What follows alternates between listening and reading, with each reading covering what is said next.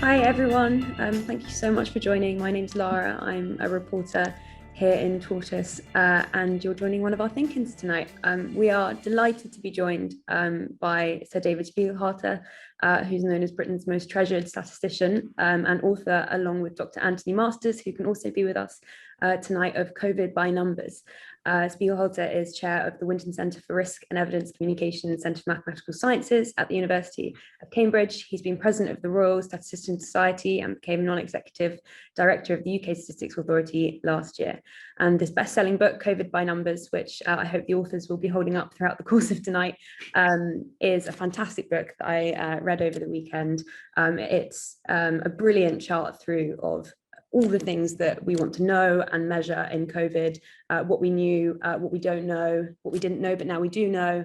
And it was totally illuminating to me, and I recommend it to you all too.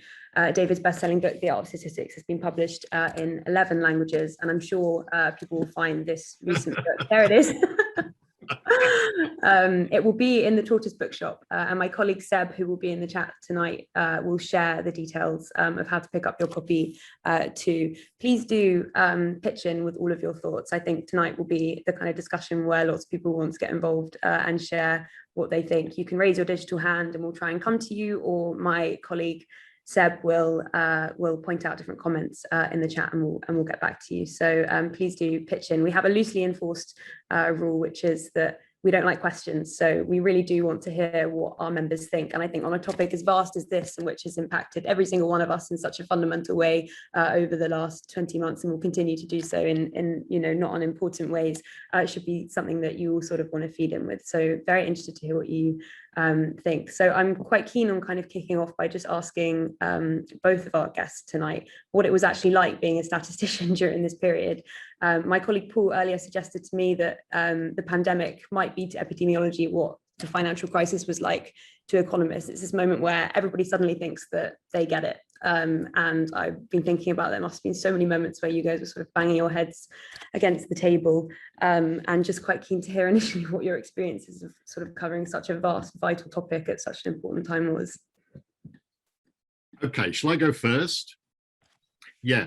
Okay, so the first thing is that we're not epidemiologists and we're not modelers. So one of the problems has always been trying to distinguish what statisticians do, like us, which is to look at data, try to interpret the data we've got, with what epidemic modelers do, which is try to make, build real mathematical models of the whole process in order to make projections about what might happen in the future under different scenarios. So this is really, and so that's one of the things we've had to deal with throughout.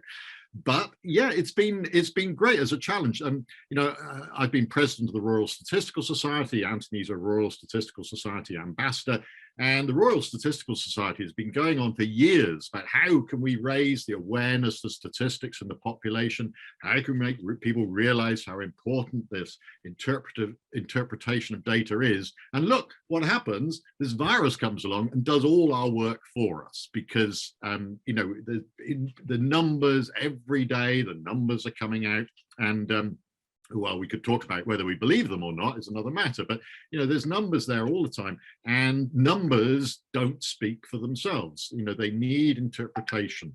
It's not just an automatic process. They don't tell us what's going on, and they don't tell us what to do.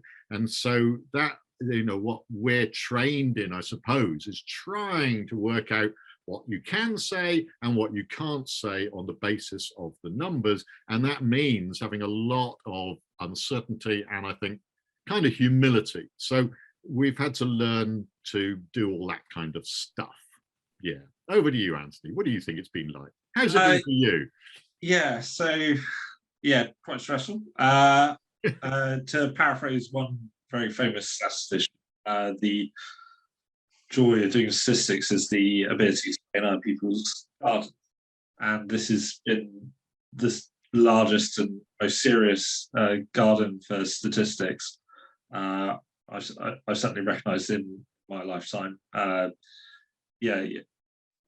Statistics was actually involved in the 2008 financial crisis as well, where a lot of financial firms were relating their risks based normal distributions, for instance, and that was one of the causes of that undervaluation of risk, like particularly for likely events.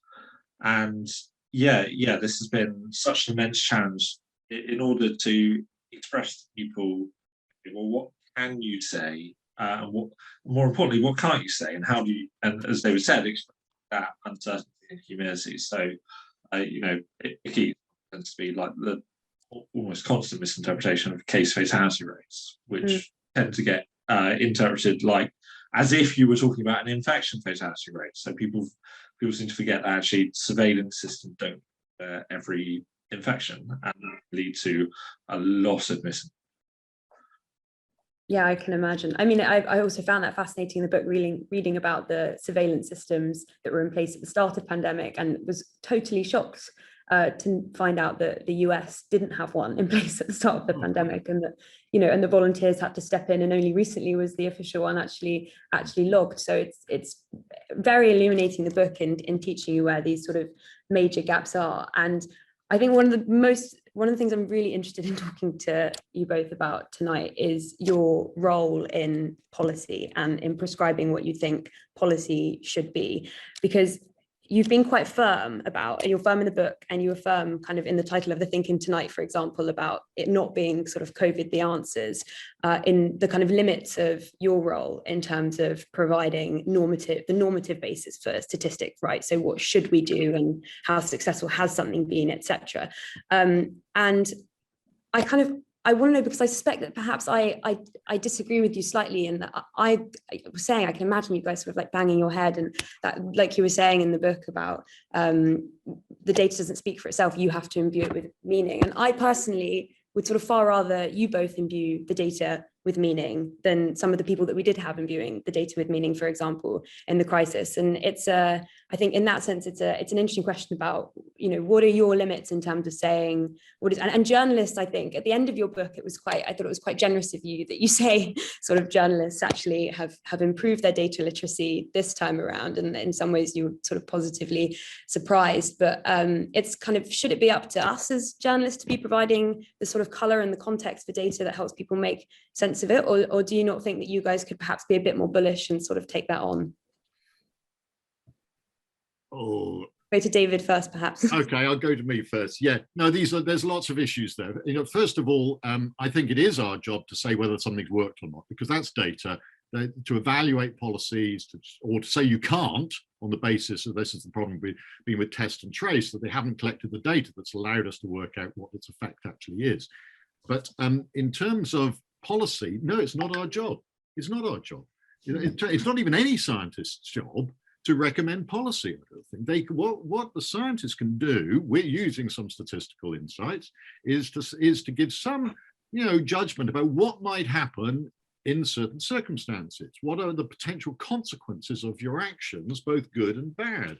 And this is true at both an individual and a community level. It's not our job to say what should be done, because those are political decisions that must involve much broader concerns than any scientist, particularly any statistician, can come up with. But where I do agree with you is that we do have a role in interpreting. It's not our job just to put the numbers out. They don't speak for themselves. We have to make an effort to interpret them, and that's being taken on. If you look at what comes out of the Office of National Statistics now, they interpret the data. They do say what you cannot and what you can interpret from this data. They don't say what should be done, but they do give the interpretation. And but I also think there is journalists, it's their role as well. They have to have those skills, and they have developed them, I think, rather well, many of them, in order to add that extra layer on to get to the public. I mean, we do our best. Both Anthony and I are kind of performing statisticians. We work directly in communicating with the public, but most statisticians don't. That is quite a minority role. So we do our best, but we can't do it completely. That's the job of the journalist. So that's why we have said nice things on the whole about many of the improvements in data journalism, which is an unbelievably sort of honorable activity, I think. And this has just shown the necessity for it and the value of it in the COVID whole business. Interesting. I'm going to come to Liz shortly, who's making a brilliant point in the chat. But Anthony, first, what do you think? Yeah, I'd relate it to well, what's now my old day job. Like as in, I used to be a digital insight analyst. I would help analyze, different web pages and things like that, and then I would, I basically put forward the data, maybe even, maybe we could look at this for further research and so on. It was not my decision. It wasn't my position to take a decision on behalf of a manager within the organisation. That is their decision, and that's their job to take, because ultimately, any analysis over a short time period or a test you may do may come up with the wrong answer, then or alternatively, that there's other considerations that you have to take into account, like say uniformity across the entire website. So that's for me, that's where that distinction lies. Like, yeah, it's not my position to go, everyone should do this, and that translates quite well into not making policy recommendations. But yeah. And I'm quite keen to come to Liz now, if I may, who made a great point in the chat about her past career in marketing and how we're all quite fascinated. We're all quite sort of into where the data ends and the interpretation starts. So what are the ethical boundaries between? Do you want to speak a bit about that, Liz? Because I think that's just the crux of what I struggle with in these discussions. Well, I think it's what we've just been talking about, and people have been commenting in the chat. I was kind of born and raised career-wise in marketing, and marketers talk a good game about we live and die by the data, and it's all about effectiveness, and marketing analytics is a huge industry, but all of the data that is produced is really malleable. And I'm a believer, or just have observed, that the data itself is only as good as the environment into which it's received. And so I'm interested how brilliant statisticians like David and Anthony are able to sort of mediate what they know is going to happen to their work once it leaves their sort of the sort of purity of the environment in which they produce it, and how they can sort of protect against it being deployed for the wrong reasons or in the wrong ways. I don't know how the sort of dynamic works between the sort of owner of the number, if you like, and then the sort of the story that is constructed around the number. I'm just interested to know the sort of degrees of comfort about what happens after it leaves you, I guess. Well, so I must butt it. No, both of us, we made complete balls ups of this over the period. There have been a number of occasions where we've said what we thought was an intelligent thing, and it's been totally misinterpreted. The anti-vaxxers have taken it and put it in their headlines. We've received abuse and threats on Twitter because we thought we were being helpful. And similarly happened with me, tweeting a response to Julia Hartley-Brewery on Talk Radio and explaining about false positive rates. And then she took what I said, which was mathematically correct, and made a completely wrong interpretation about it. So, therefore, most PCR tests are false positives, that most of them are false. So, yeah, no, I didn't say that. So we have everything has got that you could do it wrong. We've done wrong in terms of, because you cannot control what someone makes of what you say. And if they want to pick and choose, if they want to misinterpret, there's no way you can control it. I don't know, Anthony. So what have we learned from that, Anthony? Come on. Well, blocking people on Twitter is always fun. Oh yeah. That's been one big learning. I guess it's trying to take care and like write things in what you think is a really solid way, and then like social media often acts like a mechanical term for just finding every possible misinterpretation of something you've written. Have you ever felt sort of this might not be the right phrase, but kowtowed by it, because you know that there's something that is quite a sensitive thing, and you can foresee the potential, for witchery, excuse my language, after the fact? Do you ever think, oh, perhaps it's best not to say anything? Yes, yeah, no, I think we're very careful about what we say, Yeah. because the whole thing is to try to preempt misunderstandings, to have an idea in advance of what somebody might make of what you say, and go out of your way to preempt it, to say this is not what this means. But we wrote this Guardian article. We wrote, the headline was why most people who die of COVID now have been vaccinated. And underneath it said, but this doesn't mean the vaccines don't work. But people only took the headline. Yeah. Of course, classic. So our rebuttal, in a sense, was ignored by everybody. So, again, you got to get. We feel we are naives in this world at the moment. And I'm interested in what were the most contentious data points that you found people just could not understand or would not agree with you on, or it became sort of the most polarizing touch points for your work through the pandemic. I would say anything to do with vaccinations and long COVID. Tend to get the most absurdly polarized responses. I saw a response to our article on trying to estimate long COVID and challenges with that, with someone asserting that we had claimed that long COVID doesn't exist, an assertion disproved by the very first sentence of the article, which you begin to wonder,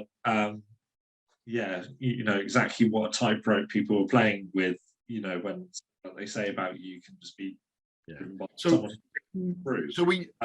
That's why we put, when we write about long COVID, we put in the very first line that, this really is there, because we knew people would take our saying we don't know the numbers, a lot of uncertainty and things like that. We knew that some people would say, oh, well, they're denying it exists. Or say, no, that's not what we meant. Still, people said it. So I think what we found is, no matter how much you try to preempt the misunderstandings, which we try to do, you can't do it, because there'll be some people who will just only see what they want to see and make some conclusions. And have you found the data quality of long... Oh, sorry, Anthony. Sorry. I was just specifically on... Sorry. Just wanted to add, you still need to make the effort to try and those misunderstandings, how you word things. And on long COVID, do you think that the quality of the data has got better, and has that had any impact in assuaging people's kind of concerns around the way that it's presented? I think so.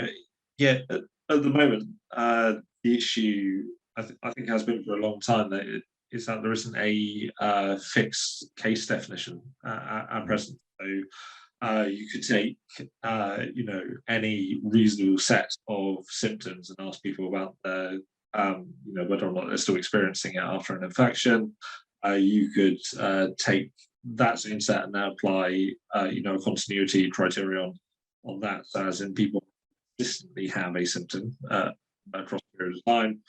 Or you can ask people whether or not they have long COVID, as in they have symptoms linger but aren't explained by anything else. And that's those are the three methods at present. But we'll see if once a case net emerges, but whether or not there'll be consensus around that. And I mean, it's been a running difficulty throughout this, is that we're statisticians, we count things. That's what we do. We're nerds, bean counters, that's all we are. Well, not a bit more than that, but that's what we do. But this whole pandemic has been full up with, you don't know, what do you count it? You have to go right back to that. What's a COVID death? Well, there's 5 different definitions in this country, let alone every other country. And, it's what's long COVID, So again and again, we're faced with the fact that we don't even know what there's no agreement about what we're even counting. So and it's a really good challenge. It's very, in a way, we have to face up to. We can't just say, oh, we're only going to deal with things with a perfect definition and perfect data. Otherwise, we'd never be able to say anything at all. So we have to get in there, get dirty, and then just point out that don't take any of these numbers, as God-given truths, but they do give an idea of what's going on. Interesting. And I think so Tess is asking a great question in the chat, if I'll come to her in a second, saying that, you know, asking sort of what is it that we still don't know? So we've had this kind of incredible period of learning kind of in motion through COVID, where we've learned so much, thanks in no small part to you both. And reading your book, you were very honest about the kind of some of the key areas where there still remains a huge amount of contention. So I guess long COVID is one. This big question, which I would love to know the answer to, which is, you know, men, why are men at such a great, so 70%, I think it is, additional risk of death involving COVID for men over the age of 40. Do we know why that is or not? And the kind of whole gender age aspect around COVID, despite this being a global pandemic, it seems that there's still such a huge amount of critical uncertainty about this. And I'm wondering if there's anything you've seen since the book's been published, or if you wanted to build on anything on that. Maybe David first, on kind of what is it that we still don't know? Why don't we know it?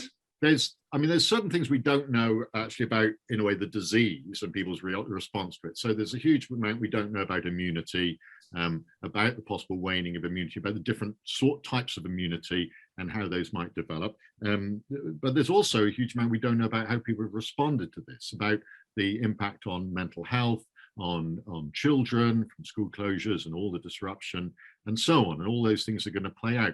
And the other thing we don't know is about the impact on people's health from the disruption of the health service, how much these delayed cancer diagnoses are going to have an impact in the future, and so on. So there's a whole lot of long tail stuff which we're going to be exploring for a long time.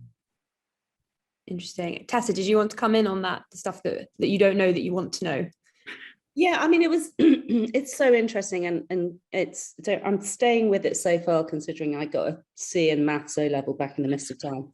But I suppose there are two parts of the question that I was asking, really, that I didn't make clear. One is, if you could go back in time and had a magic wand, what would you want to had at your fingertips to be able to navigate this? And having come out the other end, what are we still not measuring that's crucial? And how do we build, how do we remedy that? And, you know, we're obviously very data-led as an organization, and it's increasingly clear the more we stick our noses into different areas of the world, that the consistency, the uniformity, the transparency of data, I mean, particularly looking at the police force last week, for example, is really, really poor. And is it that this is still seen as some sort of nice to have? And when it comes to cost-driven organization, you know, or sort of public sector organizations, there's just not the investment in data gathering and analysis that we need. That was about a 15-part question, which we're not even allowed to ask questions. I'm so sorry. That's okay. Do you want to start, David? Do you want to start on that? I would like to come back on the general need for data. I'd like to know what Anthony feels about what would we have really liked to have known? Yeah, I guess there was quite a lot of uncertainty about the basic reproduction number at the start. Yeah, it was quite. You just define the basic reproduction number. Oh, sorry. So that basically means, on average, how many people will, how many people will spread the virus from one person to X number of people. So on average, one person. If your basic reproduction number is 3 and you're going into a population, you know, on average, one person will spread. I guess the sort of nature of the spread of the virus, that there were, I guess, a lot of government responses around the world, which were mainly focused on the main mode of transmission being in droplets, whereas I think if it was known earlier that the main transmission was through airborne spread, then that might have prompted, you know, a very different set of responses. And and also the kind of dispersion, as in the almost complete reliance on this virus through super spreader events. Of all those things that have been known earlier, you might have had quite a different set of responses. And we because there wasn't any testing, that was sort of abandoned pretty early, and they hadn't, they weren't ready to do a lot of testing. We had no idea how many people had it, hugely underestimating the spread and the rapidity of spread throughout the population. So a lot of, very basic things people were saying back in March 2020 that we now know were just wrong. And so I think that's pretty important. Yeah, that really, sorry, carry on. Yeah, okay, but just on this general question, I think that, I think the lesson that has been learned, a conflict of interest. I'm a non-executive director of the UK Statistics Authority, overseeing the work of the Office for National Statistics and the Office for Statistics Regulation. So I would say this, wouldn't I? But I do think that these institutions really have, for a start, they've had massive investment compared with what they had before, and their profile has risen so much. And I think they've responded very well. Of course, I would say that. But, people might have seen an announcement last week of what's called the Integrated Data Project and so on. There's big government investment on harnessing data, collecting new data, bringing it together to answer societal problems, whether it's leveling up or whatever it is. And this is really now a priority and there's some serious money going into it, serious effort going into it. So I think that COVID has shown that unless we've got really good data and it's brought together and people stop being so possessive about it by data, then it's hopeless. And so we have to sort that out. And I think, a huge amount of progress has been made very rapidly in that. And I think there's obviously a divide, right, in this question of what we don't know or we didn't know because we couldn't know, and what we still don't know because we're sort of choosing not to know, which I think is what Tessa was alluding to about, is there a sense in which we're actually not super interested? So today I was listening to this thing about pregnant women being disproportionately more likely, as I'm sure you saw, to be subject to poor COVID outcomes. And I haven't seen that data kind of repeatedly published. There's been a lot of stuff during the pandemic around kind of the impact that COVID has on pregnant women. And this discussion that we've had in Tortoise around the vaccine specifically and side effects that might have specifically on women. So the Zoe COVID app, which you talk about as being this quite, rightly so innovative data source, had a kind of the way that it did its kind of, reporting on side effects was you had a list and you couldn't write in sort of, I've had an impact on my menstrual cycle, right? You had to select. And so are there instances in COVID, regrettably, where you think, we, by our own fault, we don't know enough, for example? I would say how different types of tests interact with one another. So as in, if I have a lateral flow device test and that comes up positive, and then I have a PCR test and that comes back negative, what therefore is the probability that I have, and the sort of interplay between different, I don't think it's studied enough, and we get to hopefully see some more studies on that. But I don't know what David thinks. I mean, we one of our Observer articles was on intensive care and focused on the number of pregnant women in there. That was months ago. There is also an interesting I wouldn't say an interaction, but it's not been part of the news story today, and I don't know if they had the data on ethnicity, because I think that's quite important in terms of, we know that there's an imbalance in terms of vaccine take-up among different ethnic groups, and that's known, and that's a certain amount of attention being paid to that. But that does mean, my guess is, unfortunately, that there would be a preponderance of ethnic minority groups among these pregnant women. Whether that's known or not known, I don't know. Whether it's just unavailable data, I don't know. But it's clearly a very delicate issue. I think it has to be handled very sensitively. But I think it is quite important data. Yeah, definitely. And on this question that Giles is making in the chat that you tackle a lot in your book, but it'd be good to come to him in a second. Giles, talking about the 28 days from a diagnosis is a statistically good measure. You go into this in a lot of detail in the book about the way that we've measured deaths, and this comment about, initially it could have been that I had COVID, months later recovered, but was hit by a bus and sadly passed away. And then I was logged as a COVID death. Could you just speak a little bit about the evolution of our measurement of COVID deaths, which is arguably sort of the most crucial one in the pandemic? How long have you got? We could Yeah, this could take a while. Okay, David, do you want to go first?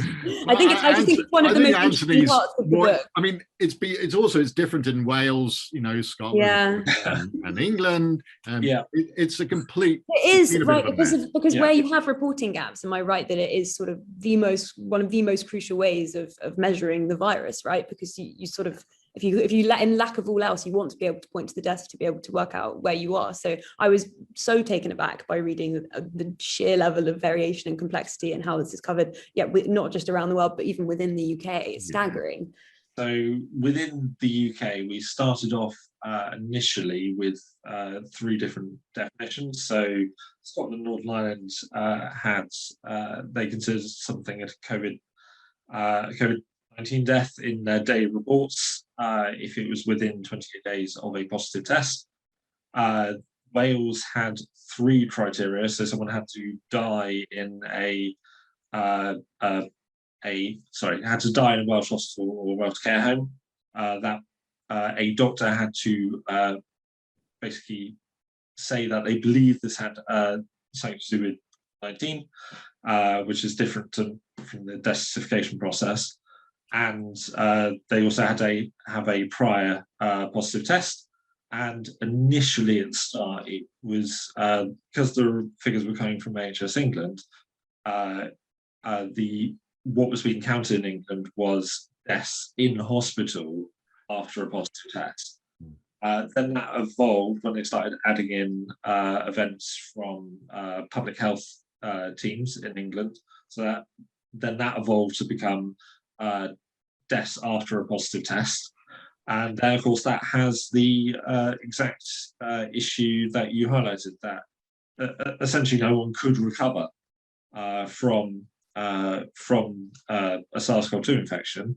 It would always have been logged against as a COVID-19 test. And essentially, all you're doing was building up the cohort of people with positive test results, some of who would, eventually die. After that, there was sort of big inquiry into it, and then Public Health England came up with 2 measures. So first which was being prioritised as the daily count measure, was to match Scotland, Northern Ireland, so it became deaths within 28 days of a positive test. And also they had a 60 days plus measure, which was to, either you could die within 60 days of a positive result, or have, if it was longer than that, whether or not you had COVID-19 on your list. So Anthony, that's enough. That's enough. That's just the statement. And so it goes on. The main point that's within one country. Well, that's within one country. So the point is, though, is that this 28-day measure has been very useful. It's not been bad, but it's crucially something that you can just get day by day. It varies according to the day of the week. There's on average about twice the number on Wednesdays that are on Sundays, for example. But but it has been useful, but it's not the correct figure. It's sort of the news response. It gives us an idea of what's going on. And so, because otherwise we wait for death registrations, which is a more accurate figure. So it is quite reasonable in the sense that there's a quick and dirty one that we get every day that gives us an idea. And then there's a better one that comes out a couple of weeks later. The problem has been, and I'd say the journalists have on the whole done well, but it probably is when the news journalists get hold of these numbers. Say, oh, look, today it's 1,500. Yeah, but that's because it's a Wednesday, for God's sake. So, and they don't realize that, this is just taking up the slack of the stuff that wasn't reported at the weekend. There's numbers, they're not like, they shouldn't be doing this. It's just that we've got to recognize that this number has been constructed. It's not perfect, but it's useful. And that's the same with a lot of these numbers, that they're not the exact truth. In public health, speed matters, because you're trying to make decisions quickly. Because the longer you wait for better data, in order to make a decision, the more the virus spreads. And also there's public appetite for It's kind of. And I think it's fair if that's information that's going within, within the decision government, things like that. Give it to the public. I think you treat the public with respect. Assume that journalists are going to explain this properly, which they don't always, but they have got better, and let us know. So I think it's fair enough. Yeah. There are some interesting points in the chat. I'm quite keen to come to Tom McCallum, if I can, who's asking a good question about this interplay between politicians and statisticians, which I think is a key one, and also news journalists.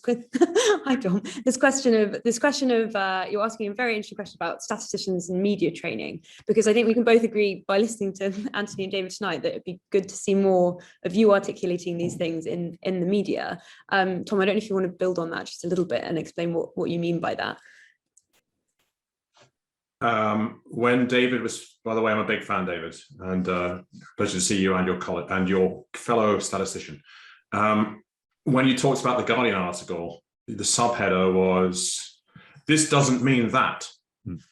And anybody with training in NLP or anybody in media training will say to you, the subconscious brain cannot process negation.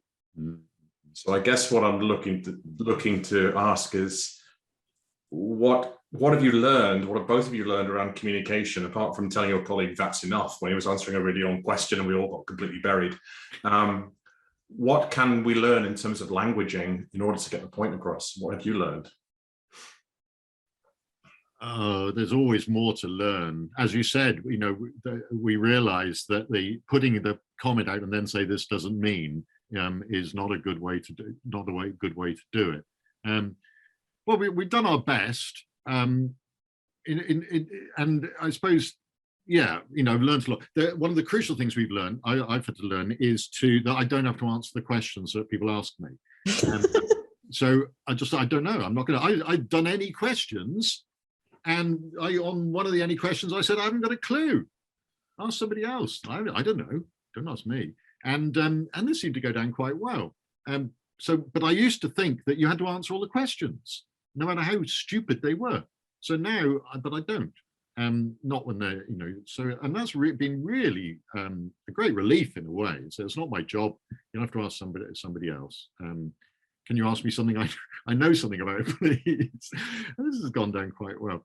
But no, we got so much more to learn. I mean, as I said, we've made every mistake that you can think of, and will continue to do so.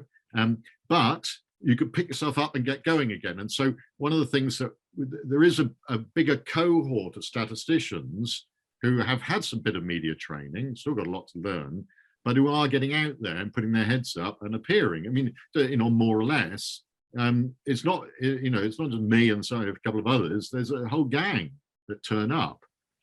Most of them Royal Statistical Society ambassadors, I should say, which is something we started in the RSS. And one of whom was Robert Cuff, who then became head of stats at the BBC. So, it was done just in time, really, for COVID, I think. So a lot of them are, people are appearing and doing things. So I think that it is good that people with some technical expertise do, not all, but some, get a bit of support and training and encouragement to get out there and perform and talk to the media. But they need a lot of reassurance, because they're going to do it wrong, get abused, and so on. David, I'm quite interested in what you said about you guys picking yourselves up. What were, not to make you reflect too much on it, but sort of what were the main mistakes you feel that the kind of statistician cohort as a whole made during COVID?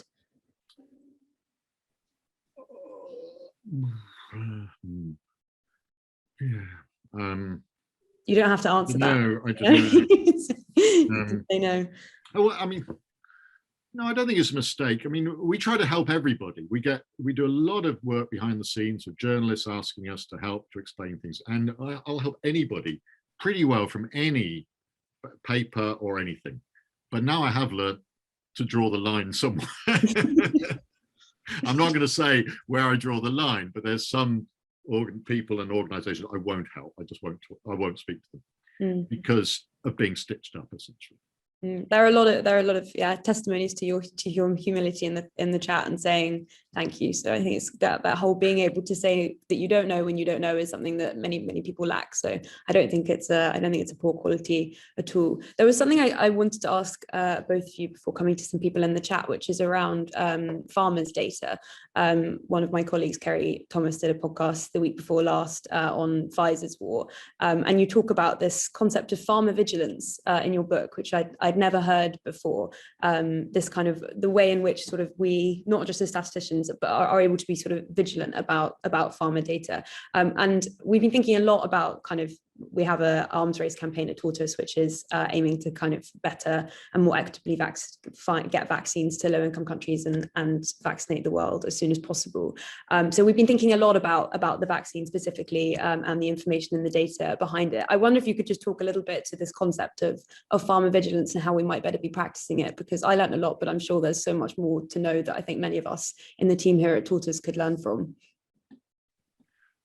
I mean, first of all, I think, the profession is pharmacovigilance, and that's actually a profession rather than an interest. I mean, it's a whole area of work of people who study essentially post-marketing surveillance. When a drug has been approved and it's out there being used routinely, what are the consequences in terms of long-term side effects or whatever? So pharmacovigilance, which is highly statistical because you're constantly monitoring adverse reaction reports and trying to correlate them with what drugs people are taking and so on. So that's, is a specialist subject that nobody knew existed and now has received a lot of attention.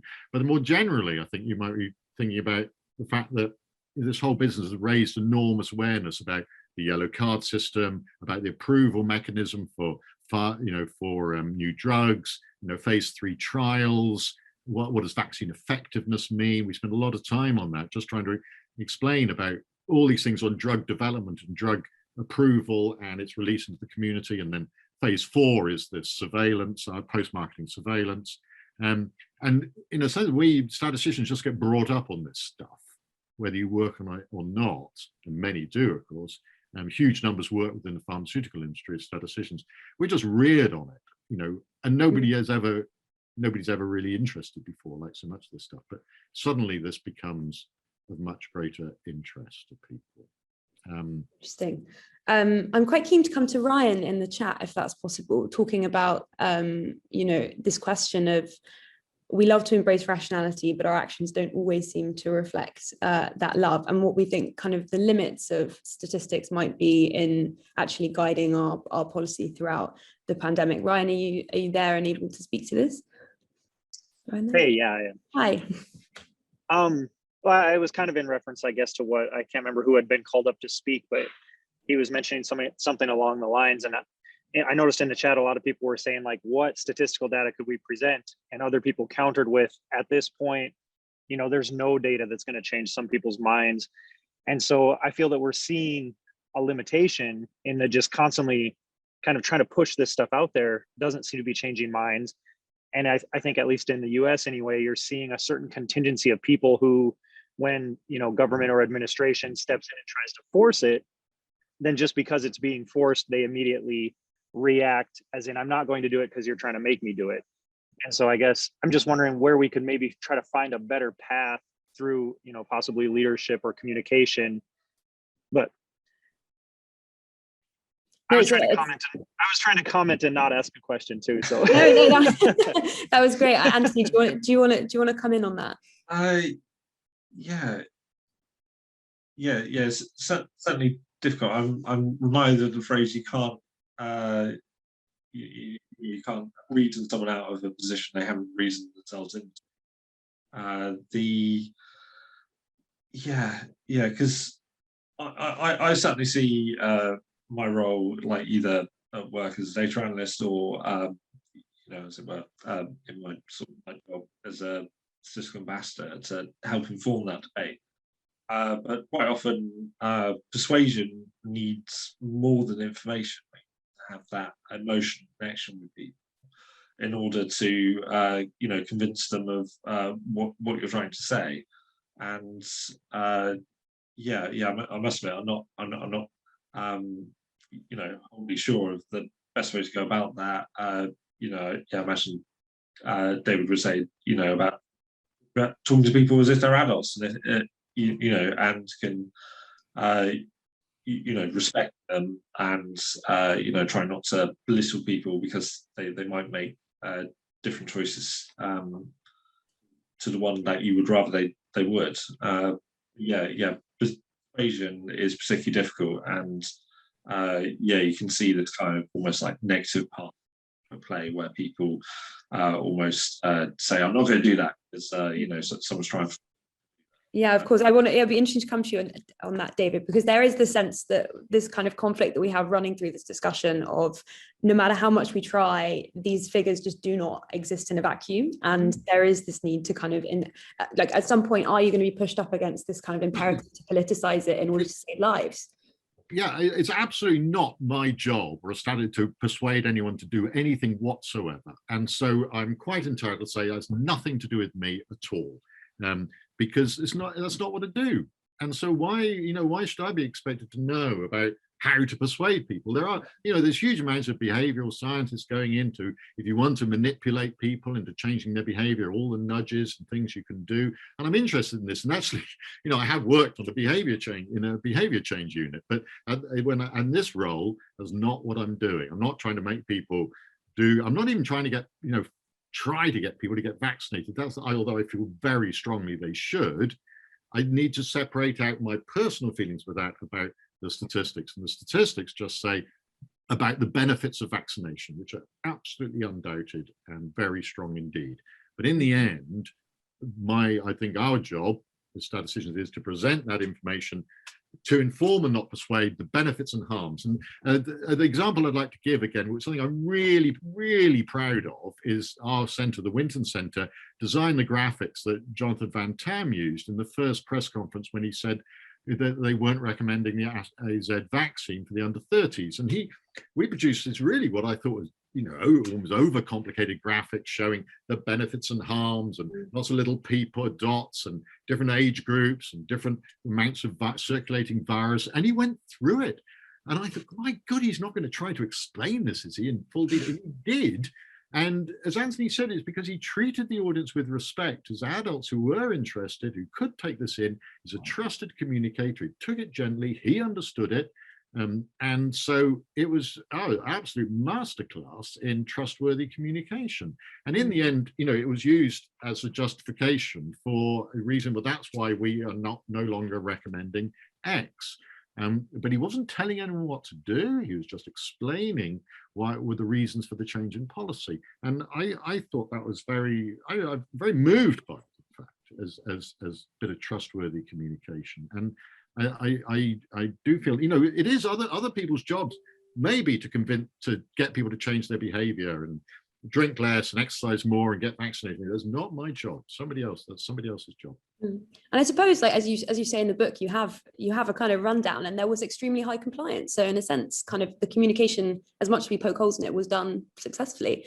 I'm quite keen to know, because I'm worried that we're running out of time. I'm really keen to know, just kind of, the book is a very fantastic look at what's happened, and I'm really interested in kind of what you guys think the main data points and the main kind of data points of interest are going to be going forward in this pandemic, which is obviously for so many people tragically so far from over.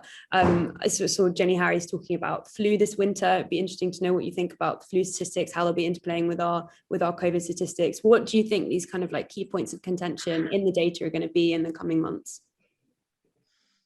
Anthony, maybe if we start with you. Anthony, have a go. Oh gosh. I guess one sort of fissure that we're seeing develop already is the extent to which the initial vaccination against infection, and I specify against infection, appears to be waning after people have taken the initially stated course of 2 doses, and that's already been subject to a lot of discussion, and I can imagine that being getting a bit more heated as more data comes in.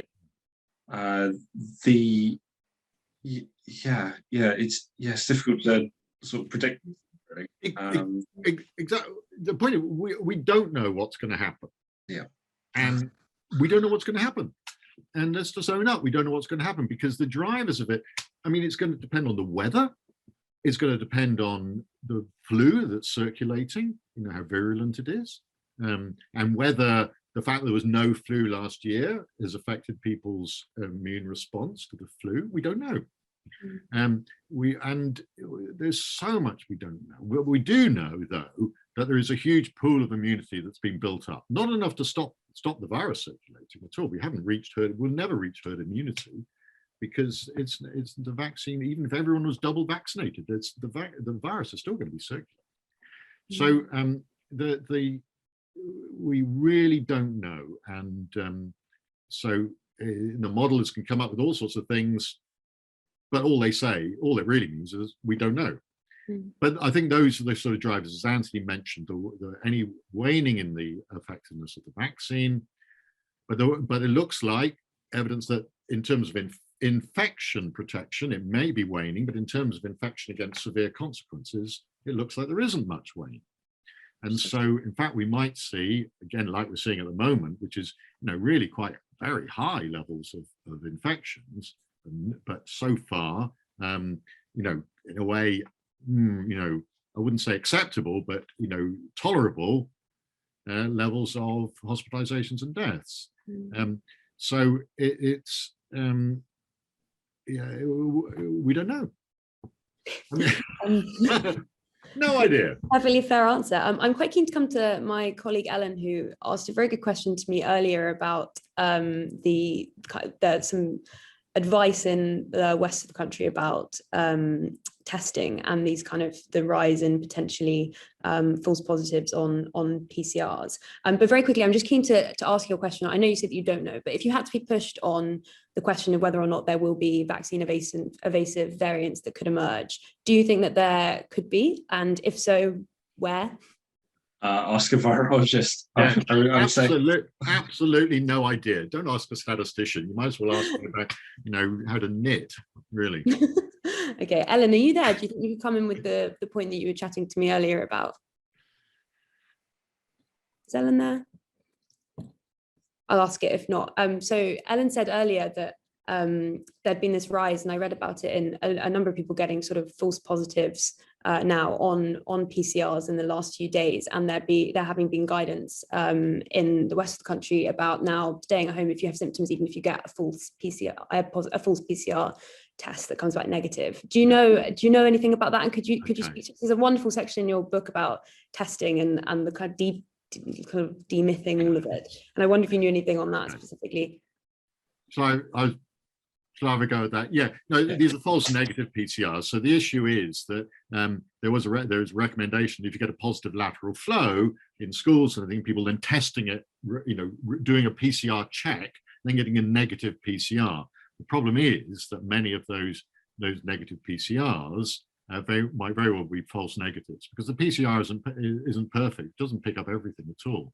And so actually, at a time when there's a lot of circulating virus, there's likely to be quite a lot of then the false negatives of the PCR become a problem. When there's very little circulating virus, the false positives become a problem. So it's at a time with a lot of virus around, just because you get if you have a positive lateral flow and then a negative PCR, it doesn't mean you haven't got it. Absolutely doesn't mean you haven't got it. But you don't know necessarily whether there's something specifically in those cases which has changed around the testing, which is meaning that it's become such an issue of concern for people. No, I don't think so. I think it's just that there's a huge amount of virus circulating among kids who have been doing this lateral flow and then a PCR check. In the main infection at the moment is in 14 to 19-year-olds. Yeah, the starting point for that calculation is always the prevalence within the population. Yep. So once the once the prevalence changes, that can affect, as it were, the seesaw in terms of whether or not false positives from lateral flow devices become the most important factor in this current policy, or the false negatives from PCR tests. Yeah. Okay. So in the summer, when there's very little virus, if you get a positive test, you should be suspicious about it. There's a good chance of false positive. When there's a huge amount of virus, if you get a negative test, you should be suspicious about it because there's a lot more false negatives. So this is difficult stuff.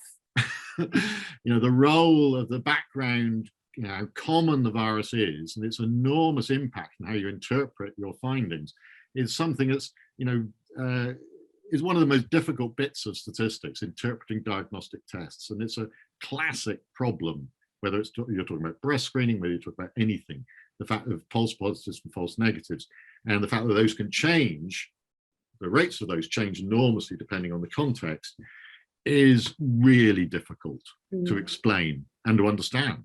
Do you think we've done a good job, a bad job? How would you say the job of politicians have done in explaining that has been? Oh, the politicians are terrible. They get them mixed up all the time. Absolutely dire. They haven't got a clue. So it's always getting them mixed up. They know there's some falseness, and so they just get. So this is difficult stuff.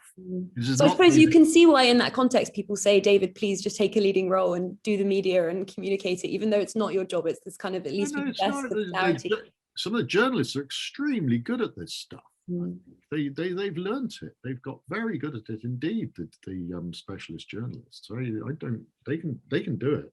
There's a comment from Sally in the chat saying that she's asking whether the collective understanding of maths and stats, and so this, whether or not it's not just journalists, but do you feel like people as a whole now have improved their kind of data and statistical literacy? Have you seen any evidence of that, or do you feel cheated by the possibility that could happen?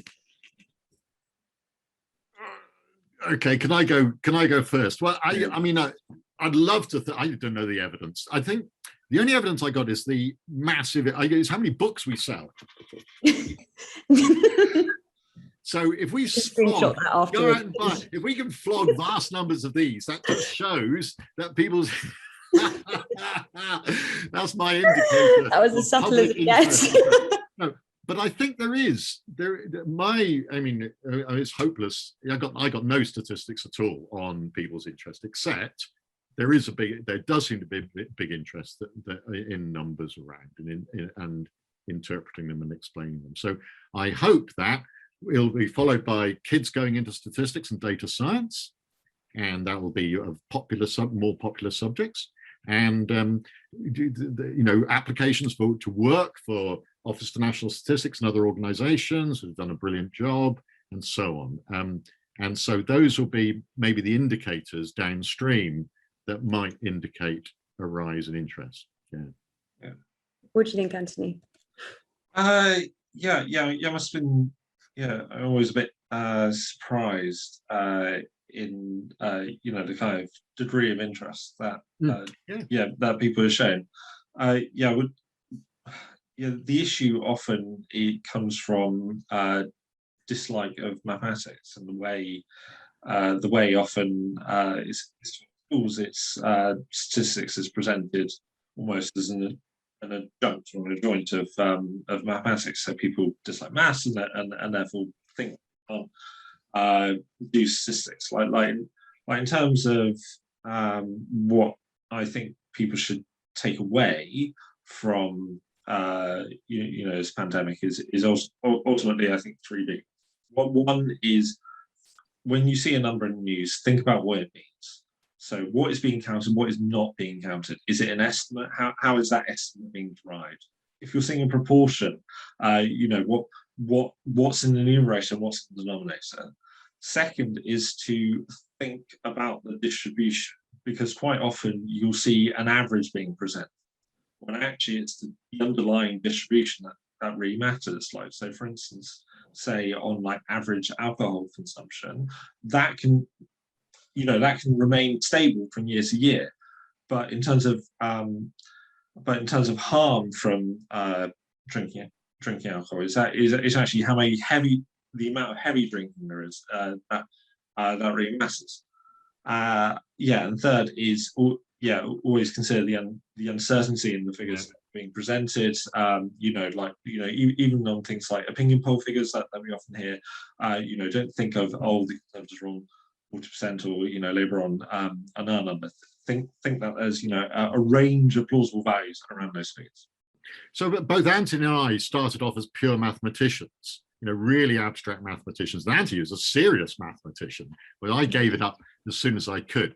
But we both started off as mathematicians, but now I think what we do is trying to separate, as Anthony said, the statistical things, which are much more to do with the quality of the evidence. What are people actually counting? Almost, it's kind of really applied rationality almost, or common sense, rather than the mathematics, which frankly has not been at all important for us during this whole pandemic. It's much more basic to do with what do the actual numbers mean? What are you counting? How have they been picked? How, can we believe what we're hearing?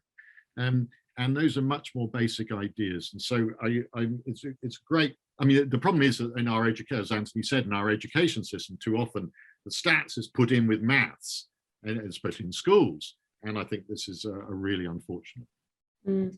Well, I'm afraid we're coming to the end of our session. I wish I could go on for longer. It's absolutely fascinating. I'm so grateful to you both, Anthony and David, for coming, and to everybody else in the chat and who contributed by video tonight. It was a really, really fascinating discussion. I learned so much. You can get the book COVID by Numbers, as been promoted by the Tortoise bookshop, or online. It really is like a brilliant read. I think it's one of these, COVID is far from over. It is one of these topics that even if you're a journalist and you think you understand these metrics and you understand these definitions, you realize none of it exists in a vacuum. And the way in which some of these definitions have come to be chosen over others is a really fascinating story and a journey well worth reading. So thank you both so much. And thank you all to everyone tonight, and have a lovely evening.